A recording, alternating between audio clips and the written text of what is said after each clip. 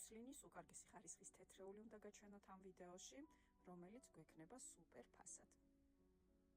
თეთრეული არის ორსაწოლიანი, არის ძალიან ლამაზი ფერი. სრულიად სადაა, არ არის გადატვირთული რაიმე ორნამენტით ან ყვავილებით. მოყვება ორი ბალიშის პირი. სრულიად სადა, როგორც აღნიშნია, ესეთი ფაქტურაა მუსლინის, როგორც კადრში ხედავთ.